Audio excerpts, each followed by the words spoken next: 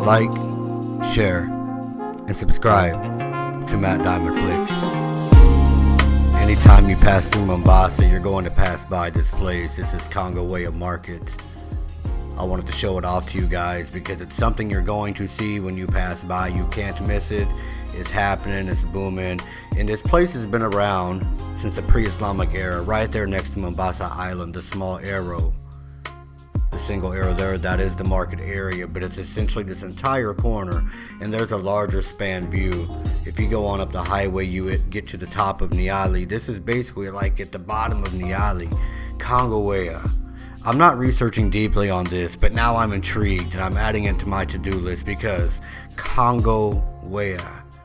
I thought it was Kongowea. Kongowea.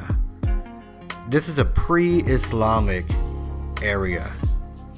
And the more I dig into the history of this country, you guys, you've got to check out some of my other videos. I've been nickel and diming some really major info. It's really piecing things together and painting a bigger picture. Kongowea. Many of the slaves came from the Congo. If you go to the Congo today, you find French, which was from the Western African region and Northwest region, right?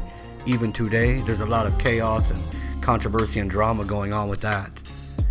When you come to Kenya, Tanzania, what do you find? Swahili. And when you go to Congo today, what do you find? Swahili. And I'm just doing this light reading, and it's telling me that Kongowea is pre-Islamic. Pre-Islamic. That means super old. Maybe 1,000 years. I don't know. I've got to dig a little bit deeper on this one. But that tells me if it was pre-Islamic, and particularly the Arabs were running all of these city-states out of the eastern coast of Africa, selling slaves and ivory and whatever else, this must have been a slave market as well. Interesting history. The story goes to both coasts. So now here I am, I've got this slow motion footage, I've had it stashed away, and I pulled it out and I said, wow, this looks pretty good. Whenever I actually shoot it in the slow motion setting, it comes out pretty legit, and I want it to be very digestible. I've learned my lesson about shooting these slow-mos. However, I thought I just had a slow-mo. I was gonna slap some music on it and show y'all a map, and then bang, there's this big story. And I wasn't even thinking of that. I'm not looking for all of these stories. These stories keep finding me. Super fascinating. This has been the journey, guys. The journey of life, 100%. But I started my vlogs in Kenya. At the time, I was just a photographer from Kansas City. And this story just keeps unfolding. And as I'm learning about myself, I keep finding out these fascinating facts about not only the soil that I'm from in Missouri in the United States, the South, all across the United States, but Africa. When I showed up, I didn't know shit. I knew Sawa, Asante, Hashima. I knew nothing. I really knew nothing. So just let me drop a few more things that I found in this small, very shallow, very light research to narrate this video. Mombasa is the island directly next to this market. Mombasa in Swahili is known as Kisiwa cha Mvita, Kisiwa cha Mvita, which translates to the island of war. I haven't talked about Fort Jesus. I've been there. I watched an amazing light show there. There's a crew out of Nairobi that comes to Fort Jesus every year, and they put on an amazing light show. And that was one of my very first true primers about the war aspect of what would later become Kenya under the British. The pre-British time. It was the Omani time, and for a time it was the Portuguese time.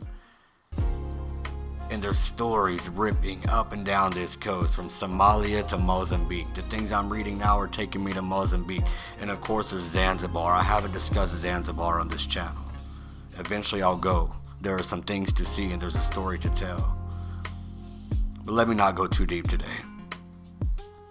Let's just take a look here at Kongowea. This is completely uncut. This is technically the shops that surround the market itself, but I'm not going into the market, you guys. I've been to a few markets in Kenya over the years. Smaller markets. Markets are not my thing. I don't like the crowds. I don't like too many people. But let me share this last thought with you before I go. I mentioned earlier that I'm a photographer, and I'm going to get around to introducing myself more formally to the channel. Some people don't know my history at all, where I'm from, what I was doing before all of this, and why I'm really in Kenya. But I've been a photographer for years. I did it as a kid, as a hobby, with disposable cameras, because I couldn't afford a real one.